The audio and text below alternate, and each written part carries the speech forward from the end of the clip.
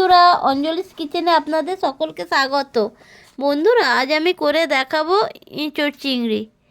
এই এঁচোড় চিংড়িটা কিভাবে করি আপনারা দেখতে থাকুন বন্ধুরা। প্রথমে একটা কাঁঠাল নিয়ে ভালো করে ধুয়ে নিয়ে খোসাগুলো ছাড়িয়ে নিচ্ছি বন্ধুরা।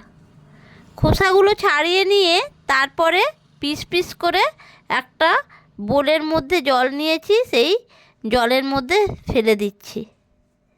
এইভাবে খোসাগুলোকে এক এক করে কেটে নিচ্ছি বন্ধুরা।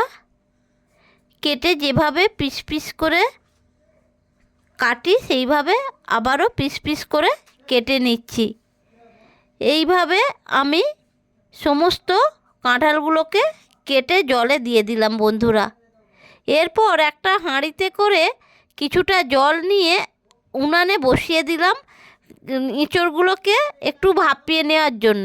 পুরো ভাপাবো না বন্ধুরা, একটু অল্প করেই ভাপাবো, যাতে সিদ্ধ হবে না এই রকম ভাপানো। তারপরে একটু নুন হলুদ দিয়ে একটা ঢাকনা দিয়ে ঢেকে দিলাম ভাপানোর জন্য। তারপরে দেখুন বন্ধুরা, বেশ ফুটে উঠেছে। এইবারে আমি নামিয়ে নেব। বেশি বললাম না, বেশি সিদ্ধ করব না। তারপরে এবারে যেহেতু এঁচোড় চিংড়ি, সেই জন্য চিংড়িটাকে নিয়ে তার মধ্যে ধুয়ে বেছে নিয়েছি, নুন হলুদ মাখিয়ে নিলাম। তারপরে উনানে কড়াই বসিয়ে পরিমাণ মতো সরিষার তেল দিলাম।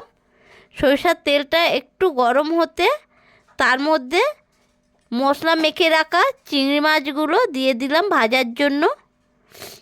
এবার খুন্তি দিয়ে ভালো করে একটু নাড়াচাড়া করে দিলাম। চিংড়িতেও বেশি ভাজবো না, একটু অল্প করেই ভাজলাম।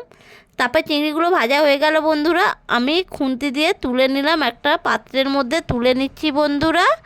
তারপরে এইবারে ওই যে এঁচোড়গুলোকে সিদ্ধ করে রেখেছিলাম সেইগুলো একটু ভেজে নিচ্ছি। এটা একটু ভেজে নিলে খুব ভালো লাগে খেতে বন্ধুরা, গন্ধটাই অন্যরকম হয় আর স্বাদও। এইবারে খুন্তি দিয়ে ভালো করে নাড়াচাড়া করে এঁচোড়টা ভেজে নিয়ে কিছু আলু ভেজে রেখেছিলাম, ডুমো ডুমো করে কেটে রাখা আলু ভাজা এর মধ্যে এঁচোড়ের মধ্যে দিয়ে দিলাম। ভাজা হয়ে গেল। তারপরে কড়াইয়ে পরিমাণ মতো সরিষার তেল দিয়ে এইবারে এর মধ্যে আমি দিয়ে দিচ্ছি দুটো শুকনো লঙ্কা ফাটিয়ে দিয়ে দিলাম গোটা জিরে ফোড়নের জন্য বন্ধুরা। এইবার এর মধ্যে কিছু চেরা কাঁচা লঙ্কা দিয়ে দিলাম। তারপরে দিয়ে দিচ্ছি বন্ধুরা পেঁয়াজ কুচি দিয়ে খুন্তি দিয়ে ভালো করে নাড়াচাড়া করে ভাজা করছি বন্ধুরা। তারপরে দিয়ে দিচ্ছি টমেটো কুচি দিয়ে ভালো করে খুন্তি দিয়ে নাড়াচাড়া করে দিচ্ছি। এইবার একটু এটা কষানো হবে, ভাজা হবে।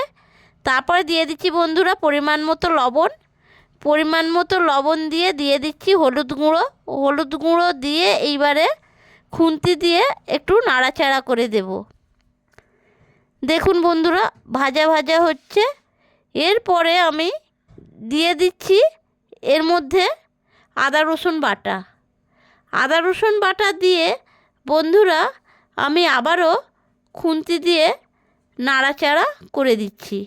এই আদা রসুনটা একটু বেশি করে ভাজা করতে হবে, কষাতে হবে, যাতে করে কোনো কাঁচা আদা রসুনের গন্ধ না বের হয়। এরপরে দিয়ে দিচ্ছি লঙ্কা গুঁড়ো দিয়ে আবারও খুন্তি দিয়ে ভালো করে নাড়াচাড়া করে দিচ্ছি বন্ধুরা। দেখুন বন্ধুরা, লাল মতো হয়ে যাচ্ছে ভাজাটা, আর তেলও ছেড়ে দিয়েছে। এইবারে তেল ছেড়ে দিয়েছে, এর মধ্যে অল্প করে একটু জল দিলাম। জল দিয়ে এইবারে দিয়ে দিচ্ছি যে ওই যে আলু এঁচোড়টা ভেজে রেখেছিলাম, আলু এঁচোড় ভাজাটা মশলার মধ্যে দিয়ে দিলাম বন্ধুরা। দিয়ে এবার ভালো করে এটাকে কষাতে হবে, মাংসর মতো করে ভালো করে কষিয়ে বেশ কষাটা যেন সুন্দর একটা ভাজা হয়ে যায়। যেভাবে মাংস কষায় ঠিক সেইভাবেই কষাতে হবে বন্ধুরা। তারপরে খুন্তি দিয়ে নেড়ে চেড়ে ভালো করে এটাকে কষাতে দিচ্ছি বন্ধুরা। এরপরে এইবারে দিয়ে দিচ্ছি পরিমাণ মতো গরম জল, জলটা একটু আমি বেশিই দিচ্ছি বন্ধুরা, কেননা আলু ইঁচড় জাস্ট একটু ভাপিয়ে নিয়েছিলাম তো, বেশি সিদ্ধ করিনি। এই জল একটু বেশি দিলাম, এই জলের মধ্যে সিদ্ধটা হবে ভালো করে। আর তাছাড়াও এবারে আমাদের একটু ঝোল ঝোল, অল্প অল্প ঝোল ঝোল থাকবে ইঁচড় চিংড়ির মধ্যে, এটাই খেতে ভালোবাসে, যার জন্য একটু ঝোলটা বেশি দিয়েছি। এরপরে বন্ধুরা আমার ইঁচড় চিংড়ি শেষের দিকে গরম মশলা ছড়িয়ে দিলাম, ছড়িয়ে দিয়ে একটু খুন্তি দিয়ে ভালো করে নাড়াচাড়া করে দিচ্ছি বন্ধুরা। আমার হয়ে এসেছে ইঁচড় চিংড়ি। এইভাবে আমি ইঁচড় চিংড়িটা তৈরি করে নিলাম বন্ধুরা। এরপরে দিয়ে দিচ্ছি ধনিয়া পাতা কুচি। ধনিয়া পাতা কুচিটা ভালো করে এদিক ওদিক করে চারিদিকে ছড়িয়ে দিলাম। আমার হয়ে গেল বন্ধুরা ইঁচড় চিংড়ি। দেখুন বন্ধুরা কত সুন্দর হয়েছে, খুব দারুণ খেতে বন্ধুরা এই ইঁচড় চিংড়িটা।